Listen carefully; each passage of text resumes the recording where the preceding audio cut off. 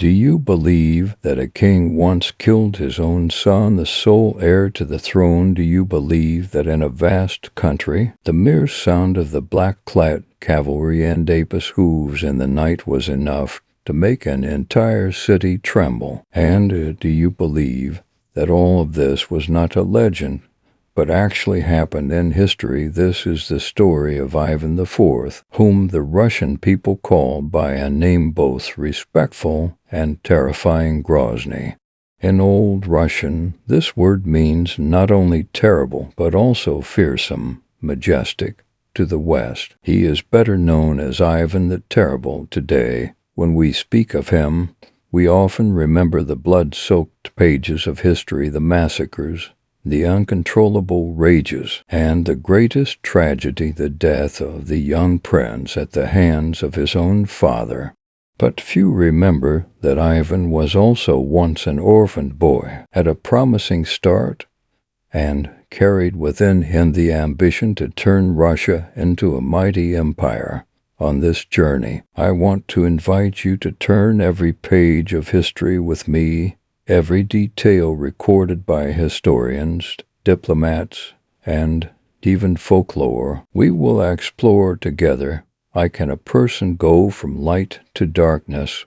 Why can absolute power turn a king into a purveyor of fear for his own people? Let us begin that journey together, the story of Ivan the Terrible, Russian Dapus, murderous Tsar. Chapter 1. Russia in the darkness of the Middle Ages. Try to close your eyes and imagine you are standing on the endless plains of Eastern Europe, where the harsh winter is long, snow blankets everything in white, and summer is short and sweltering. This is the land once called by an evocative and mysterious name, Ruzandapos, the cradle of Russia. But in the 16th century, as Ivan IV was about to appear on the historical stage, Ruzandapos was not the powerful, unified kingdom we are familiar with today. Instead, it resembled a shattered mirror, divided into dozens of large and small principalities: Novgorod in the north, Ryazan and Tver in the center, and Moscow, a city rising strongly. Each principality was like a separate fiefdom, with its own army, its own taxes, and, of course, its own ambitions. To understand Ivanandapus Russia, we must look back to the 13th century, when a storm from the east swept in the Mongols. Tens of thousands of horsemen, under the banner of Genghis Khan, and later the Golden Horde, swept across the Ruzandapos plains. The city of Kiev, once the political, religious, and cultural center, was burned to the ground in 1240. That fire and smoke lasted for centuries. The Mongols did not directly rule every inch of land, but they imposed their dominion through heavy tribute and brutal raids.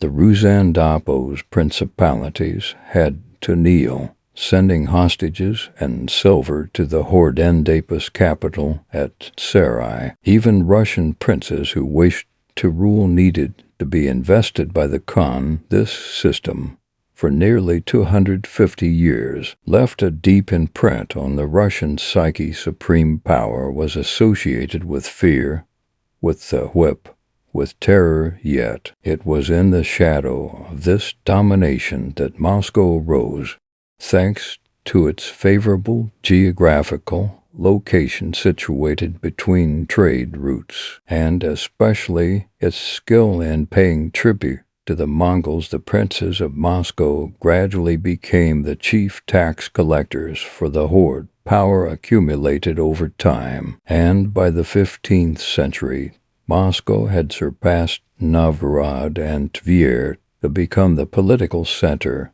In 1480, Grand Prince Ivan III, Ivan the Terrible, grandfather, officially ended the Mongol yoke in the event known as the Great Stand on the Ugar River.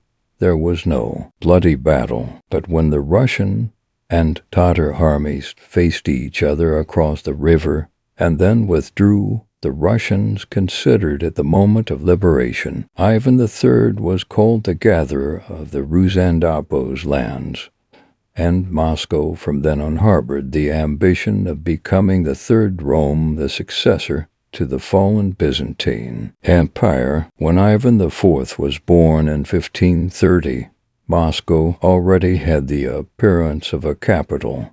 The red walls of the Kremlin stood majestically, its onion domes gleaming gold under the sun. But if you delve deeper, you would find another story: political ambition, court intrigue, and bloody feuds. Ivan lost his father, Grand Prince Vasily III, when he was only 3 years old. His mother, Elena Glinskaya, became regent, but survived only a few more years before being poisoned. In that power vacuum, the boyars, the powerful noble class, plunged into a struggle for control. Servants, close warriors, displayed violence day after day right inside the palace. And the young boy Ivan, only 8 or 9 years old, witnessed it all. Imagine a royal child, but living in constant fear. It is said that sometimes the boyars starved Ivan and his younger brother Yuri, or forced them to watch executions to survive. The boy retreated into books, especially the Bible, where images of judgment, sin, and punishment were deeply etched into his young mind. It was from here that the seeds of a distorted worldview were sown. The world was governed only by violence and fear, while the Kremlin palace was shaken by intrigue. Outside its walls, the common people faced no lesser hardships. The borderlands were constantly raided by Crimean Tatars, who captured Russians for the slave trade. In the north, Sweden and Livonia were threats. Trade was poor, the economy based mainly on serfs toiling in the harsh fields. Famine and disease were familiar companions. The 16th century, for the ordinary Russian, was a series of dark days, and in that darkness, people needed a figurehead, someone strong, a king who could bring order, even with an iron fist. It was in this context that Ivan IV was born and raised. He inherited a vast but fractured country, a history both proud and bloodstained, and a collective memory that absolute power was necessary for survival. When you hear the story of Ivan the Terrible, do not just see him as a solitary individual. See in his eyes the shadow of an entire nation, battered by history for centuries, yearning for strength, but also consumed by that very strength. Ivan would become the first Tsar title with divine significance, placing him on par with the Byzantine emperors. But before we reach that moment, remember, it was not the beginning of a glorious era, but the opening of a long and drawn-out tragedy. 16th century Russia was like a land cracked beneath ice and snow, waiting for a strong hand to strike it down and shape it. Ivan IV, with his lonely childhood and a soul full of scars, was that hand. And from the moment he wore the Tsarandapis crown, Russian history would turn a new page, chapter to a childhood of blood and tears. Imagine you are a child born in the magnificent Kremlin palace, amidst the splendor of its gleaming golden domes. But instead of peaceful days in the arms of your parents, you grow up in fear, amidst conspiracies, and witness blood staining the royal carpets. This was the childhood of Ivan Vasilievich, the man the world would later call Ivan the Terrible. Ivan was born on August 25th, 1530, the son of Grand Prince Vasily III and Elena Glinskaya for Russia. Ivan Andapis' birth was significant. He was the direct heir of the Rurik dynasty, the dynasty that had ruled Ruzandopos for centuries. But the joy did not last long. In 1533, Vasily III passed away, and Ivan was just 3 years old. The little prince, not yet understanding what power was, became the center of a fierce struggle. His mother, Elena, temporarily took over as regent. She was an intelligent, decisive woman who implemented several important reforms, such as currency reform to stabilize the economy. But just a few years later, in 1538, she died suddenly. Many historians believe she was poisoned. Ivan, only 8 years old, became an orphan with no one to protect him. From then on, power fell into the hands of the boyars, the powerful nobility. They formed factions, vying for influence around the throne. To them, the young Ivan was merely a pawn, a symbol to legitimize the power of whichever faction controlled the palace. But for Ivan, that childhood was a nightmare. Records tell of how, within the Kremlin palace, Ivan frequently witnessed boyars beating each other, even committing murder right in front of him. At times, Ivan and his younger brother Yuri were starved, locked up alone, or had to endure the contempt of the powerful. These memories left deep scars. A Western witness once wrote the boy grew up amidst cruelty, knowing no kindness. His soul was wrapped in fear and hatred from his earliest years. In these circumstances, Ivan found his only solace in books. The royal library, with its Bibles, theological texts, and ancient chronicles, became his refuge. He was particularly fascinated by the Old Testament, which told of kings, prophets, and the wrath of God, the images of absolute power, of Gdandapas' fury unleashed upon sinners, were deeply ingrained in the mind of a child starved of affection. It is said that during play, Ivan would throw animals from high towers or torture them. These games were not just a boindapus hyperactivity, but reflected an obsession in Ivanandapus' world. The strong always had the right to torment the weak, and he himself, one day, would be the strongest. However, Ivanandapus' childhood was not entirely shrouded in darkness. There were people who left a positive, albeit fragile, influence. These were the clergy in the Kremlin churches, who taught him to read and write and told him of Gdandapas' mercy. There were also a few loyal servants who quietly cared for and protected him during the years of boyar abuse. In Ivanandapus' soul, two currents coexisted on one side, faith and hope in divine justice on the other, hatred and the thirst for power. Both grew together and would later clash violently during his years on the throne. In 1543, at just 13 years old, Ivan showed his true colors.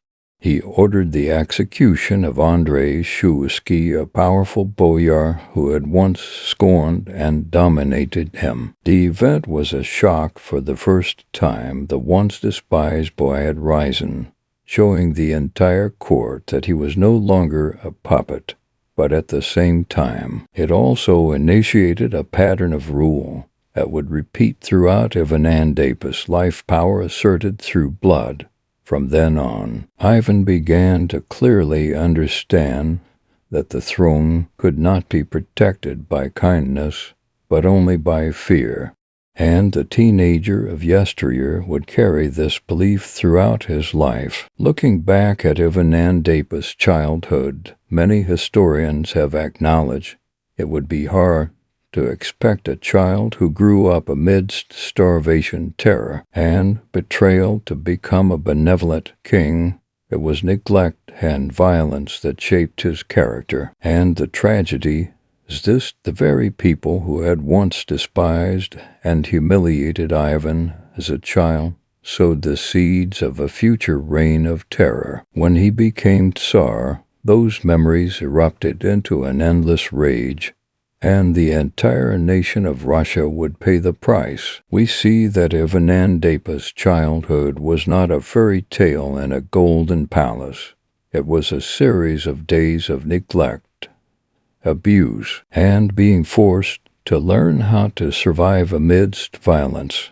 When he grew up, Ivan would don the Tsar Andapa's crown, but deep down, he was still that child from long ago, a lost boy in a palace, carrying an unhealable pain in his heart. And it was that child who, one day, would turn pain into a weapon and memories into a tool to rule by fear. Chapter 3: The First Tsar Andapa's Coronation on January 16, 1547. During the cold winter days in Moscow, thousands of people gathered around the Kremlin. In the gray sky, snowflakes fell sporadically, covering the golden domes that glittered in the dawn light. Inside the Dormition Cathedral, where the throne of the Grand Prince of Moscow was located, a 16-year-old youth stepped forward, clad in royal regalia. This was Ivan Vasilievich, and that day Andapa's ceremony opened a new chapter in Russian history. Before Ivan, the rulers of Moscow held the title of Grand Prince.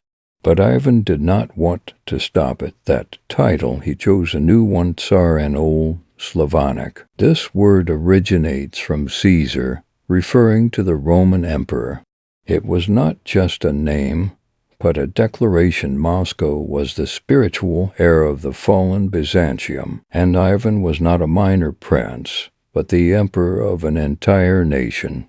The coronation was meticulously prepared, with the attendance of high-ranking clergy, boyars, and foreign envoys. When the metropolitan placed the cap of monomac on Ivan Andapa's head, a symbol said to be a gift from Constantinople, everyone understood that a new era had begun. For the first time in history, Russia had a Tsar. In the early years of his reign, Ivan inspired hope in the people. Unlike the brutal image he would later acquire, the young Ivan proved to be an energetic ruler with a passion for reform. He convened a council of talented and educated courtiers, known as the Zemsky Sober, a form of early representative assembly bringing together various classes of society. He also enacted a new law code, the Sudebnik of 1550, to tighten discipline, curb the abuses of the boyars, and improve the judicial system. These reforms not only showed Ivan Andapa's desire to assert absolute power, but also reflected his ambition to create a strong state. The Russian people at that time looked to the young Tsar with hope. Finally, after centuries of oppression and division, they had a king strong enough to bring order and unity. A crucial factor that helped to temper Ivan Andapa's volatile personality during this period was his marriage to Anastasia Romanovna, a gentle and intelligent woman from the Romanov family, which would later found a famous dynasty. Anastasia was not just a wife, but also Ivan Andapa's emotional anchor. Historical records note that she often restrained her husband Andapa's outbursts of anger, advising him to think before acting. Her presence brought a brief period of harmony to the Moscow court, and Ivan Andapa's progressive reforms during this time bore the mark of her influence. Without Anastasia, the world might have known a brutal Ivan much earlier. But history, as we shall see, did not let this hope last long. Under Ivan Andapa's rule, Russia began a period of significant expansion, with a reorganized army equipped with muskets and artillery, a novelty in Eastern Europe. At the time, Ivan conquered the Khanates of Kazan and Astrakhan, opening the way for Russia to advance to the Volga River and access the Caspian Sea. The victory at Kazan in 1552 was a major milestone. Chronicles recount that when the Russian army took the city, the church bells in Moscow rang for days. To commemorate the victory, Ivan commissioned the construction of St. Vasilandapis Cathedral. The structure, with its colorful onion domes, that still stands proudly in Red Square today. This was the Ivan the Russian people once loved, a heroic Tsar, victorious over his enemies, expanding the borders and bringing national pride. However, behind the image of a reforming and heroic king, the darkness never truly disappeared from Ivan Andapis' soul. Anger still flared up in moments when he felt insulted. His suspicious nature, nurtured by a childhood of neglect, always prompted him to view those around him with distrust. Once, just because a boyar did not bow low enough, Ivan flew into a rage and nearly killed him in the palace. These outbursts, in the early stages, were controlled thanks to the advice of Anastasia and loyal courtiers. But later, when tragedy struck, no one could stop Ivan anymore. Looking back at the coronation of 1547, we can clearly see that it was not just a religious or political ceremony. It was the moment Russia entered a new era, an era of power concentrated absolutely in one individual. The title of Tsar, inspired by the Roman and Byzantine emperors, gave Ivan not only worldly power, but also a divine aura. In the eyes of his subjects, he was not just a king, but Gedandapos' chosen one, and it was this deification, combined with his paranoid personality, that would become the foundation for the tragedies to come. Ivan believed that all his actions, no matter how brutal, were Gedandapos' will. The young Ivan, wearing the Tsarandapis crown, his eyes burning with faith and ambition in that moment. He was the hope of a nation, a trailblazer, or a powerful Russia. But at the same time, in his heart, the darkness from his childhood still smoldered, and when he lost his only anchor, his gentle wife Anastasia, that darkness would erupt, turning a once beloved young Tsar into a purveyor of terror or an entire nation. Chapter for a tragedy that transformed a soul. Imagine you are at the pinnacle of power, with a vast country at your feet, a gentle wife always by your side, and the belief that you are chosen by God to lead your nation. Then one day, it all collapses, not because of war, not because of an external enemy, but because of a private loss, silent yet powerful enough to tear your heart apart. This was the tragedy of Ivan IV in 1560, when his beloved wife, Anastasia, suddenly passed away.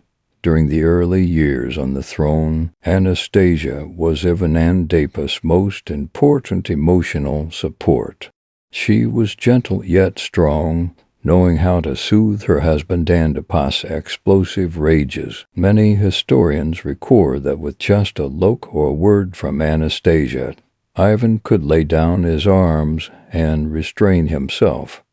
She also supported his initial reforms, encouraging him to listen to his advisors and care for his people. Under Anastasia Andapis' influence, Ivan was once a decisive reformer, enacting a new law code, establishing central government bodies, and expanding territory. The people saw a hopeful young Tsar, and in part the credit belonged to the wife who always stood behind him. In August 1560, Anastasia died after a prolonged illness. Records say she suffered from a high fever and gradually weakened until she drew her last breath. But what devastated Ivan was not just her death, but the suspicion that she had been poisoned. In the Kremlin palace, whispers spread had the boyars whom Ivan had long distrusted assassinated Anastasia to shake his throne. There was no clear evidence, but in Ivan Andapus' paranoid mind it became the truth, and from that moment on his world changed forever. Anastasia Andapus' death not only took away the woman he loved, but also severed the last thread connecting Ivan to gentleness and humanity. He became suspicious of everyone, boyars, courtiers, even the clergy. Anyone could be a traitor, any word could hide a conspiracy. The historian Kurbsky, once a close friend who later became a defector, wrote, since Anastasia Andapus' death, the Tsar was no longer the same man. He sank into a rage, saw the blood of others as water, and used fear as his tool of governance. We see a clear transformation from a young, hopeful king. Ivan became paranoid and cruel. He disbanded his old council and began to suspect his loyal courtiers. Many were tortured and executed for just a look or a misspoken word. This paranoia was not confined to the palace. Ivan began to believe that the entire country was filled with rebels, and if he was an instrument of God, then his mission was to purify Russia with blood. We cannot fail to mention the fate of those who were once close to Ivan. Many loyal boyars were unjustly executed. The Romanov family, Anastasia Andapus' relatives, were severely persecuted because the Tsar believed they were hiding a conspiracy. The entire court lived in fear. One day you could be favored, the next you could be thrown into a dungeon. Ivan Andapus' rages became increasingly unpredictable. It is said that if a dish at a feast was not to his liking, the Tsar could order the cook Andapus' immediate execution. Every eye that looked at him was mixed with trembling fear. The tragedy of losing Anastasia was not just a private family story, but a turning point in Russian history. Before that, Russia was on the path to becoming a strong kingdom with reforms, laws, and order. After that event, Ivan Andapus' reign entered a phase of terror, culminating in the creation of the Oprichnina, the black-clad horsemen who sowed terror. If we look at the bigger picture, this is a testament to the power and fragility of the human element in history. One individual, one relationship, can change the fate of an entire nation. Anastasia Andapus' death turned a reforming Tsar into a purveyor of violence, and hundreds of thousands of Russians would later pay the price. Imagine Ivan collapsing beside his wife Andapus' coffin, his eyes red with terrors and hatred. But when the palace doors closed, a new man emerged from the darkness, a Tsar who no longer knew trust, only suspicion and violence. From this point on, Russia would enter a period that many historians call hell on earth, and the black-clad horsemen, the Oprichnina, would become the symbol of that nightmare. Chapter 5, the Oprichnina, an empire of terror. When one thinks of Ivan IV, the image that comes most clearly to mind in Russian historical memory is not just that of the first crowned Tsar, but also of the ruler who built an empire of terror with a black-clad army that spread fear from Moscow to the most remote villages. That regime was called by a haunting name, Oprichnina. After Anastasia Andapus' death, Ivan fell into a state of deep paranoia. He believed that enemies were not only on the borders, but also within the heart of his court. In 1564, after numerous setbacks and failures in the Livonian War, Ivan suddenly left Moscow taking his treasury and entourage with him, and took refuge in the small town of Alexandrov. From there, he sent strange letters to the people and the clergy. In the letters, Ivan declared that he was abdicating the throne because he had been betrayed by the boyars, but was willing to return if the people granted him the right to rule absolutely, unrestrained by laws or traditions. The people, who revered and saw Ivan as Gandapas's chosen king, begged him to return, and so the Tsar returned to Moscow, but not as before. He returned with a new tool of governance, the Oprichnina. In 1565, Ivan officially announced the division of Russia into two parts: Zemshina, the land managed by the boyars and the old institutions; Oprichnina, the land belonging exclusively to the Tsar, ruled by its own laws, its own army, and directly subservient to Ivan. In reality, the Oprichnina was not just a territory, but a mechanism of terror. It allowed Ivan to eliminate anyone suspected of treason, confiscate their property, and grant absolute power to his loyal followers. The most vivid symbol of the Oprichnina was Ivan Andapas's special army, the Oprichniki. They wore black robes, rode black horses, and carried to gruesome symbols a Dogandapas head and a broom hanging from their saddles. The Dogandapas head symbolized sniffing out traitors, and the broom was for sweeping the filth out of Russia. When the Russian people heard the hoofbeats of the Oprichniki, they trembled because their appearance meant torture, plunder, and death. No boyar, not even a clergyman, could feel safe. The Oprichniki did not just act as a military police force. They turned Russia into a giant prison. Public executions and horrific tortures were organized right in Moscow. It is said that Ivan once ordered hundreds of suspects to be thrown into a frozen river, leaving them to die in the cold. In the city of Novgorod in 1570, which Ivan suspected of plotting with the Polish-Lithuanian enemy, a horrific massacre took place. The Oprichniki army swept in, plundering churches and killing tens of thousands of innocent people. Western witnesses describe the scene as a nightmare beyond imagination. What is particularly tragic in this story are the individual fates. Many boyars who had raised Ivan in his childhood now became his victims.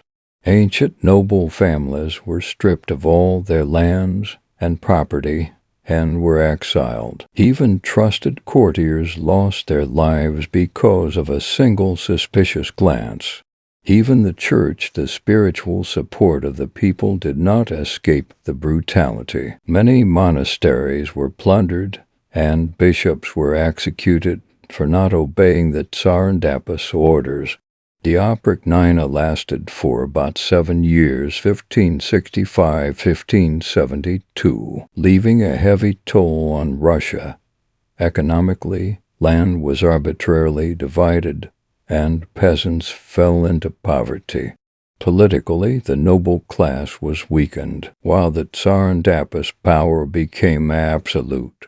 Psychologically, the Russian people lived in constant fear, forming a collective memory that power was synonymous with terror. Some historians argue that the Oprichnina was a tool for Ivan to consolidate central power, paving the way for the later Russian autocratic state. But the price was tens of thousands of lives, a devastated economy, and a society full of wounds. In 16th century Moscow, you hear the pounding of hooves. Black-clad figures appear, with dog heads and brooms dangling. People rush to close their doors, extinguish their lights, and pray in despair. This was not a scene from a nightmare, but the reality for millions of Russians under Ivan.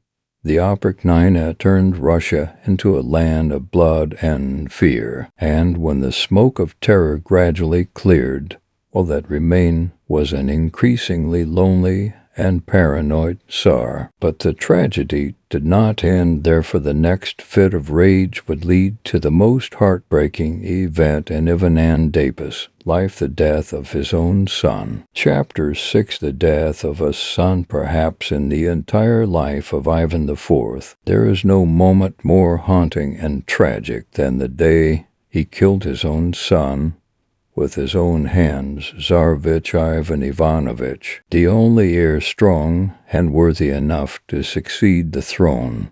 It was not just a family crime, but a national tragedy, leaving a deep mark on the Russian psyche for centuries. Tsarevich Ivan Ivanovich was born in 1554, during the happy marriage between the Tsar and Anastasia. From a young age, the prince received a strict education, learning about the Bible, history, and military arts. Historical records state that the prince was intelligent, brave, and somewhat calmer than his father. In the context of an unstable Russia, the people placed their hopes in the young prince. They believed that when the time came, he would inherit the throne and usher in a more stable reign. With his firm character, Ivan Ivanovich did not hesitate to argue with his father, and on many occasions dare to protect subjects from the Tsar Andapus' wrath. It was this very independence that was both a bright spot and the seed of tragedy. In the 1580s, Russia was exhausted by the long Livonian War and the terrors of the Oprichnina. The Tsar sank deeper into paranoia and rage. Meanwhile, Tsarevich Ivan Ivanovich increasingly showed the qualities of a leader, participating in state administration and advising his father on the need for reforms to save the country. The difference between father and son became more and more apparent. The Tsar saw in his son not only hope, but also the shadow of someone who could challenge his absolute power. During tense feasts at the Kremlin, the Prince Andapus' solemn gaze made the aging Ivan feel even more insecure. According to many sources, the trigger for the tragedy occurred in November 1581. At that time, the Tsar became enraged upon seeing the Prince Andapus' wife, Princess Elena, dressed inappropriately in the palace. In a fit of rage, he beat her so severely that she miscarried. Tsarevich Ivan Ivanovich could not bear this injustice. He rushed to defend his wife, loudly rebuking his father. "You have killed your daughter-in-law and taken away your grandchild." These accusations were like a knife stabbing straight into the Tsar Andapus' proud heart. In a blind rage, Ivan IV swung the staff in his hand and struck his son hard on the temple. In just a moment, everything changed. Blood flowed, and the prince collapsed. History tells that as soon as Ivan realized what he had done, he immediately cradled his son in his arms, crying out in anguish, "I have killed you, my son, the hope of Russia." But it was too late.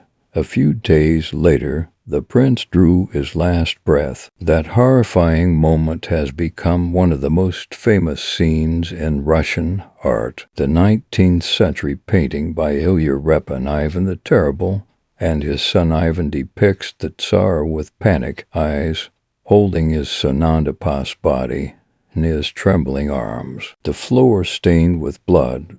Although the painting was created more than 300 years after the event, it has been deeply etched into the collective memory as proof of an indelible crime. The death of Tsarevich Ivan Ivanovich was a political disaster. He was the most talented son, prepared to inherit the throne.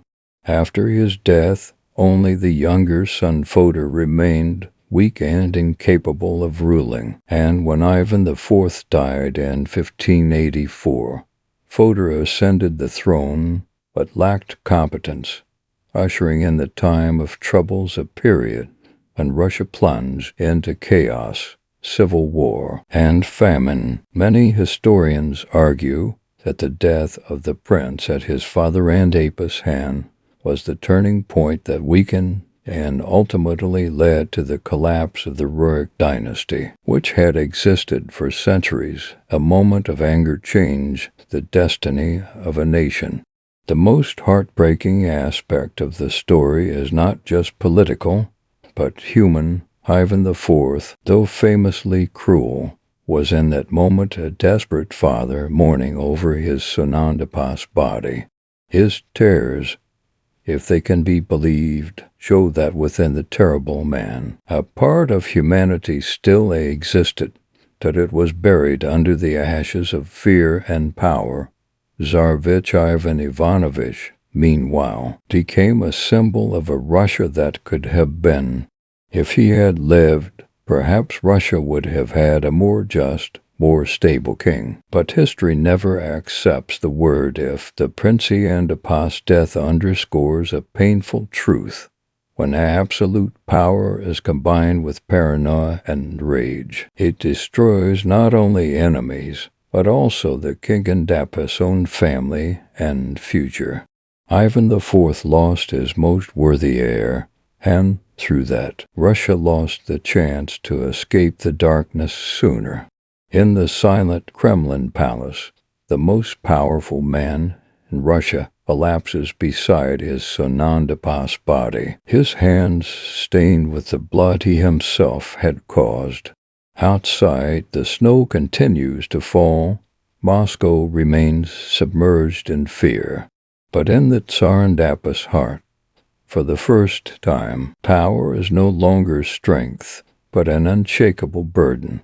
This tragedy not only destroyed Ivan Anastasia's family, but also shaped the course of Russian history. And as the news of the Prince Anastasia's death echoed through the court, the people understood that the dark times were not over.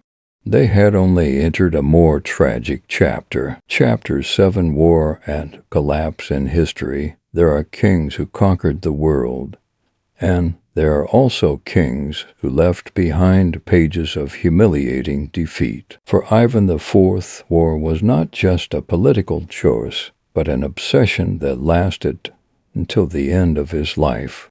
In the years following his son Anastasia's death, Russia was no longer a rising nation, but an exhausted kingdom, mired in continuous warfare, famine, and chaos.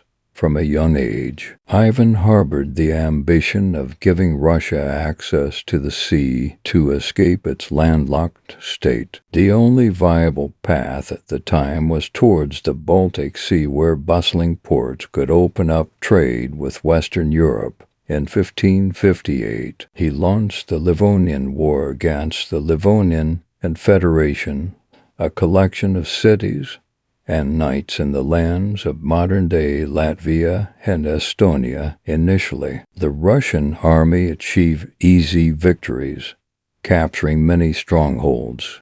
Ivan believed that the dream of Russia reaching the sea was within his grasp.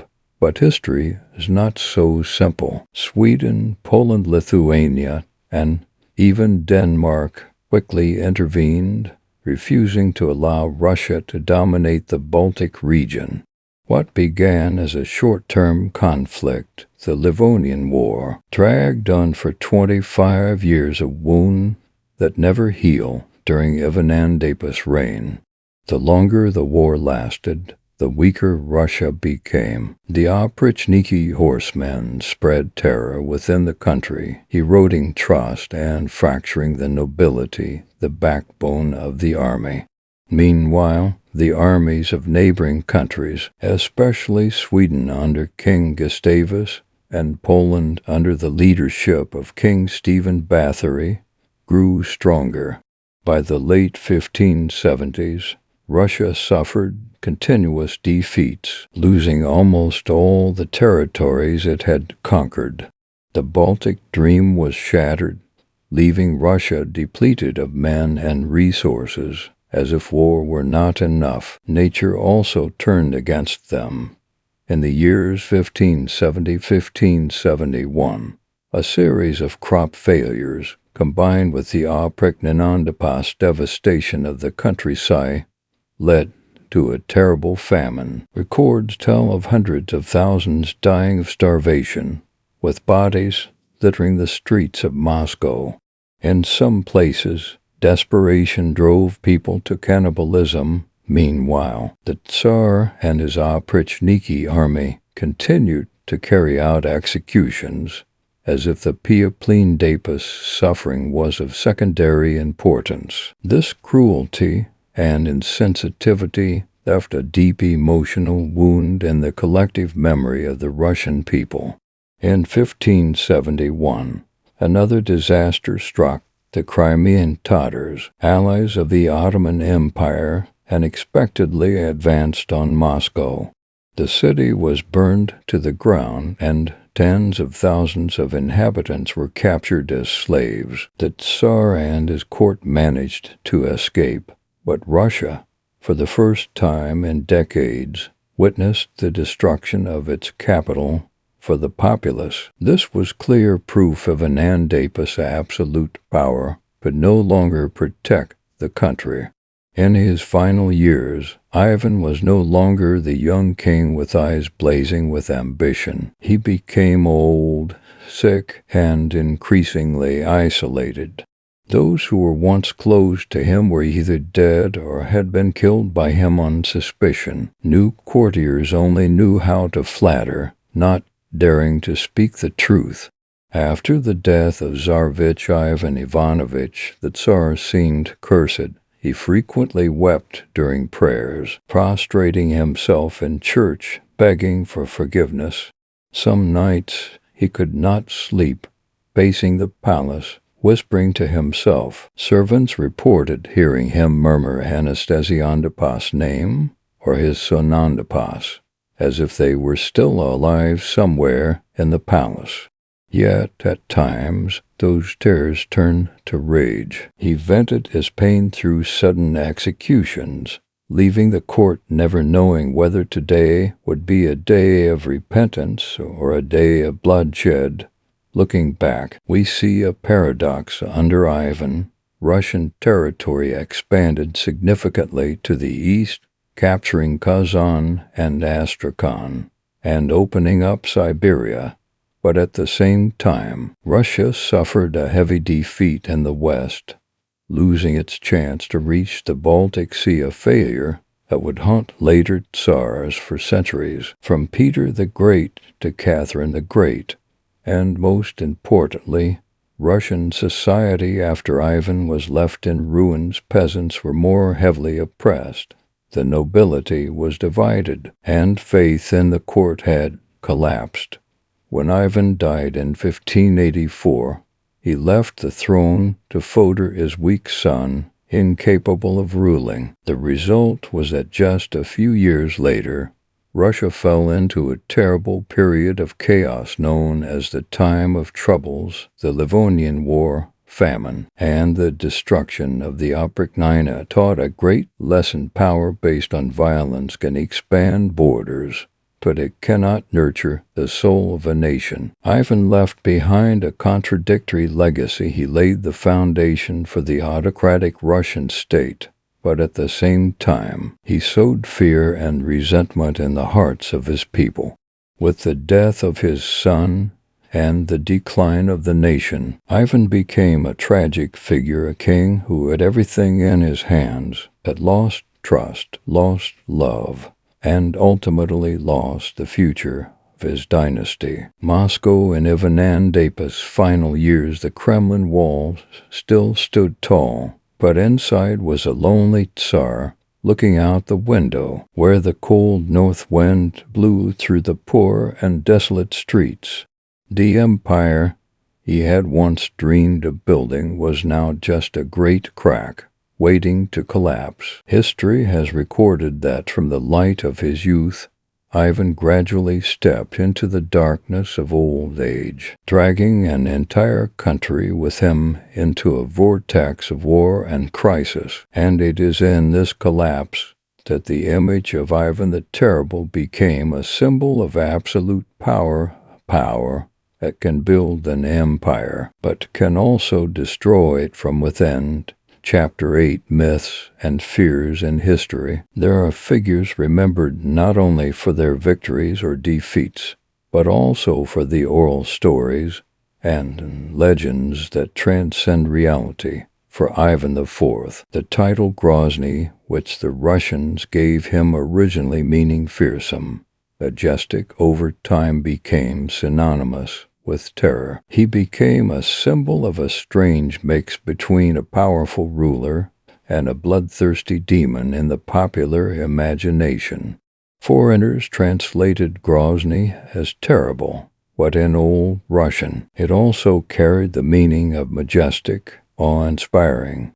This fear came not only from execution decrees or battles, but also from Ivan Andapus' unusual demeanor, at times gentle, praying in church at others, flying into a rage, ordering the deaths of hundreds in a flash. It was this unpredictability that turned him into a half-man, half-monster figure in the eyes of his subjects. And from there, mysterious stories about him spread everywhere. Many legends tell of Ivan appearing in Andapus' dreams or nightmares. In Novgorod, after the bloody massacre of 1570, people whispered that the wrong souls returned, walking the blood-soaked streets with the Tsar Andapus' face imprinted on them. Some swore they had seen Ivan Andapus' black cloak gliding through abandoned churches, or heard his manic laughter echoing on cold winter nights. Whatever the truth, these tales show that fear had become a form of collective memory, transcending the boundaries of official history. Another anecdote tells that Ivan often spent hours in a closed room, talking to dark spirits. Some said he summoned demons for advice, others claim it was the devil himself whispering in his ear, urging him to continue spreading terror. In the eyes of ordinary believers, Ivan was both an instrument of God and a man possessed by demons. This contradiction reflects the beliefs of the Middle Ages, when the boundary between the sacred and the demonic was extremely fragile.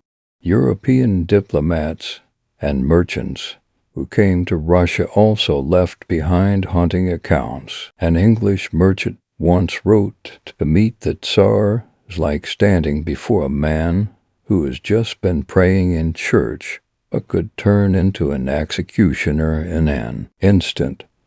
A German ambassador recounted that at a feast, Ivan was laughing and talking amicably one moment, then ordered a courtier to be beheaded at the table, and continued drinking as if nothing had happened. These stories spread to Europe, turning Ivan into a symbol of a barbaric Eastern monarch, starkly different from Western noble standards. In Russian folklore, Ivan Andapus' name became a threat to children. If you unpose are not good, Ivan the Terrible will come and get you. Children trembled, while adults bowed their heads in silence at the mention of his name. The name transcended an individual to become a collective specter, much like Dracula or Attila in the West. It was said that in rural areas, whenever officials came to collect taxes or conscript soldiers, villagers would whisper, "The Tsar is not yet dead, he is still watching us." This fear persisted long after Ivan Andapus' death. Ivan Andapus' death in 1584 also contributed to the legend. History records that he collapsed while playing chess, but many believe he was poisoned. Some say he died in a fit of rage, while others claim the souls of those he killed returned for revenge. When his tomb was exhumed in the 20th century, scientists found unusually high levels of mercury. Nivanandapus remains, reinforcing the theory that he was poisoned. But who was behind it? A rebellious boyar, or the very courtiers who wanted to end the reign of terror? No one knows for sure. Whether true or not, these mysterious stories show the terrible impact Ivan had on the Russian psyche. He was not just a king, but a cultural symbol, a symbol of absolute power, of fear, and of the contradiction in the Russian soul between light and darkness. The legend of Ivan also reflects a greater truth. History is written not only with victories and defeats, but also with the memories and fears that one person sows in the minds of their fellow human beings. And in this respect, Ivan the Terrible was perhaps one of the most successful figures, because centuries after his death, his name still makes people shudder. On a cold winter night in Russia, in a small wooden house by the fire, a grandmother whispers to her grandchild that Ivan the Terrible will come if you do not post sleep. The children's eyes widen in terror, and outside, the wind howls through the pine forests like the echoing laughter of a long-dead Tsar. That is the strange legacy of Ivan IV, a real person who existed, but at the same time a ghost in the imagination of his nation. And as we approach the final days of his life, the great question arises: what did Ivan leave for Russia? Foundation for a mighty empire, or a legacy of blood and fear? Chapter 9: The Final Days. There is a paradox in history. Those who once spread terror often end their lives in solitude and obsession. For Ivan IV, his final years were not those of a powerful Tsar, but a series of days of decline, illness, and torment from guilt. As he entered the 1580s, Ivan was no longer the youthful king of the 1540s. He was old, his body frail, and he suffered from many illnesses, from arthritis and heart disease to unusual seizures. Modern historians, based on analysis of his remains, suggest he may have suffered from long-term mercury poisoning, which caused his body to weaken rapidly. The image recorded in the memories of Western envoys at this time was of a gaunt king with disheveled hair and beard, his deep-set eyes seeming to gaze at some distant place.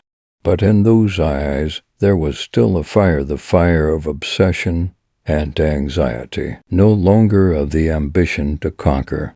After the death of Tsarevich Ivan Ivanovich in 1581, the Tsar seemed cursed. He often wept during prayer services, prostrating himself in church, begging for forgiveness. Some nights he could not sleep, pacing the palace, whispering to himself. Servants said they sometimes heard him murmuring Anastasia's name, or his son Anastasia, as if they were still alive somewhere in the palace.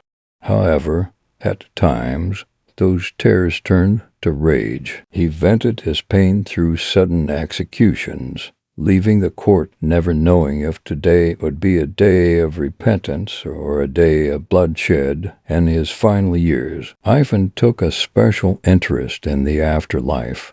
He built many churches, made donations to monasteries, and gave gold and silver to the church as a way to atone for his sins. He even discussed with clergymen the possibility of becoming a monk upon abdicating the throne. There is an anecdote that Ivan had a Mankandapus robe prepared for himself, hidden in the palace, so that when death came he could wear it and depart as one of Gadandapas's flock. But fate did not allow him to fully realize this wish. Despite his age and frailty, Ivan craved power until his very last days. In 1580, he married his seventh wife, Maria Nagaya, defying Orthodox Church law, which only permitted 3 marriages. This decision not only shocked the court, but also diminished his prestige with the Church. From this marriage, Ivan had another son, Dmitri, but this child would not live long with his father. After Ivan Andapus' death, Prince Dmitri also became a victim of political intrigues, marking the beginning of a series of tragedies during the time of troubles. On March 18, 1584, in the Kremlin Palace, Ivan IV was playing chess with a trusted courtier. It is said that he was discussing a new marriage, planning to take an 8th wife, as if his ambitions had not waned despite his advanced age. Suddenly, he collapsed, his face pale, his eyes wide. Courtiers rushed to him, but it was too late. Ivan the Terrible, the man who once shook all of Russia, drew his last breath at the age of 53. Ivan Andapus' death immediately sparked numerous rumors. Some believed he was poisoned by enemies at court. Modern analyses, as mentioned, show unusually high levels of mercury in his bones, supporting this theory. But who did it? A rebellious boyar, or the very courtiers who were tired of the reign of terror? No one knows for sure.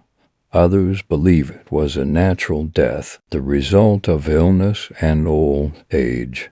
But whatever the case, his death closed a reign full of blood and tears. After Ivan Andapus' death, the throne passed to Fodor, his weak son, who lacked leadership abilities.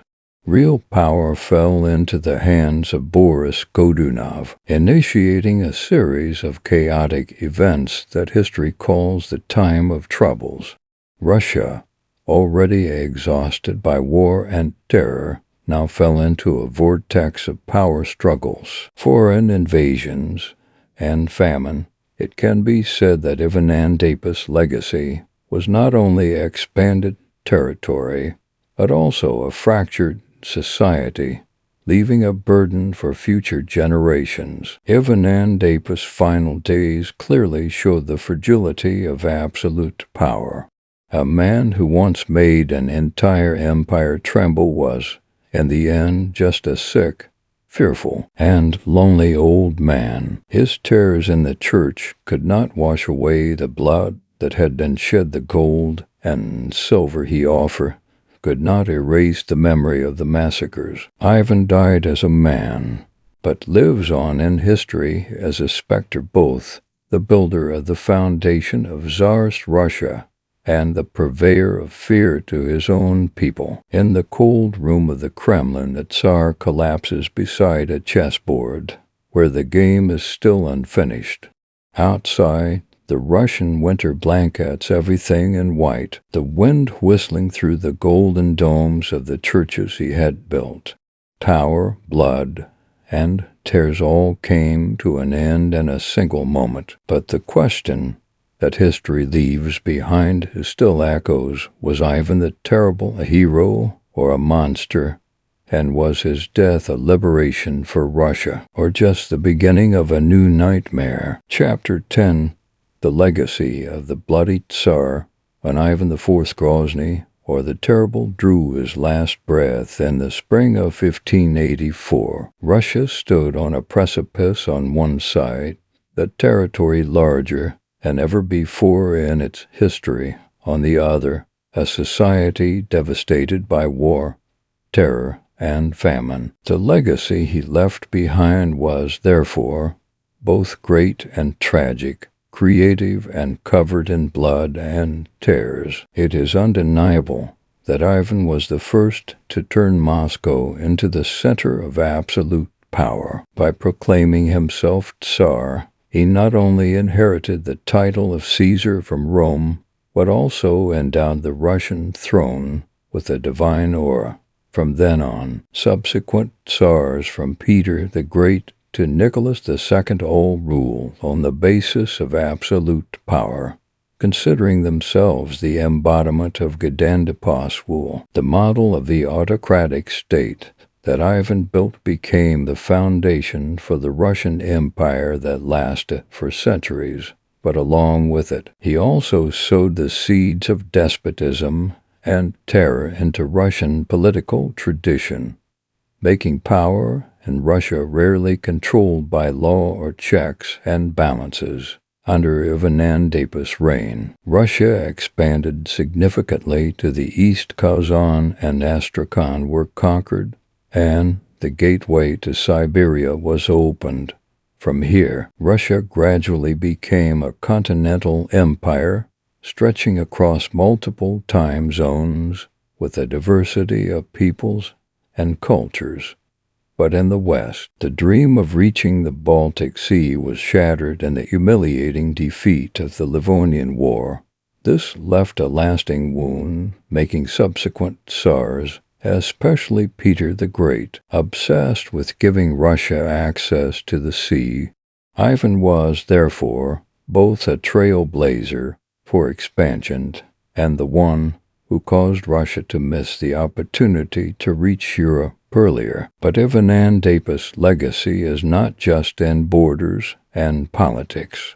The terror he spread through the Oprichnina was deeply imprinted on the collective psyche of the Russian people. For many centuries, the Russian people became accustomed to power being associated with terror, and submission as the only way to survive. The image of the black-clad horsemen, the sound of hooves on the streets of Moscow, the massacres all became painful memories passed down through generations. For the people, Ivan was not just a king, but a living symbol of fear. It cannot be forgotten that Ivan killed his most outstanding son with his own hands, Tsarevich Ivan Ivanovich.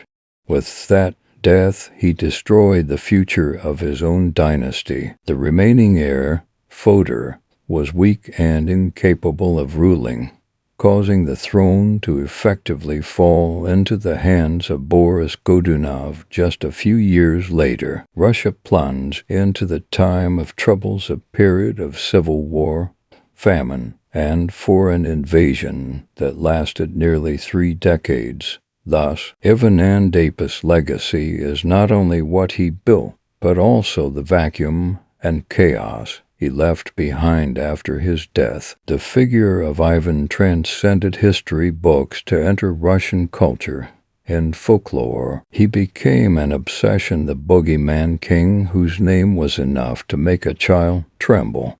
In art, he was the subject of haunting paintings, like Ilya Repanandapos' masterpiece depicting him killing his son. In music, drama, and cinema, Ivan always appears as a complex character, both a hero and a monster. In modern Russia, the figure of Ivan remains controversial. Some consider him a great ruler who laid the foundation for a mighty Russian empire, but others see him as a psychopathic murderer who spread terror no less than later dictators. Perhaps Ivan Andapus' greatest legacy is a warning: absolute power, when combined with paranoia and fear, can turn a person, no matter how promising their start, into a symbol of blood and darkness. He shows us a paradox: a person can be both a creator and a destroyer, both a hero in the eyes of his nation and a devil in the memory of humanity. Conclusion: as we conclude this long journey through the life of Ivan IV, the first Tsar of Russia, and one of the most controversial figures in world history. Perhaps many mixed emotions remain in each of us, because his story is not just history, but a human tragedy.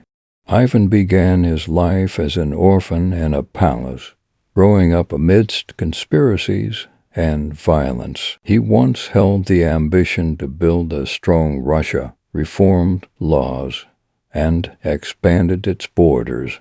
But then the tragedy of losing his beloved wife tore his heart apart. From then on, suspicion, rage, and the desire for absolute power transformed him into a different person at Tsar, who spread terror among his own subjects. We see a painful paradox. A person can be both light and darkness. He built the Russian autocratic state, but at the same time, he left behind a memory of blood and terrors. He expanded the territory, but also lost the future of his dynasty when he killed his most outstanding son with his own hands. He was praised as Grozny, majestic, fearsome, but in popular memory, he appears as a terrifying specter. And perhaps it is this complexity that makes Ivan the Terrible live on in history. He reminds us that absolute power, if unchecked, will not only destroy enemies, but also destroy Anastasia's own family future and the soul of an entire nation. When we look at this story, we also see ourselves. In every person, there is light and darkness. In every society, there is a desire for order, but also the hidden danger of despotism. Ivan Anastasia's story is not just about 16th century Russia, but an eternal reminder of the fragility of humanity in the face of the temptation of power. And now, as we close the final chapter, I want to leave you with a question. And we learn from this tragedy to build a more just and humane world where power is balanced by compassion. Thank you for joining me on this long journey. I look forward to seeing you in the next stories from history.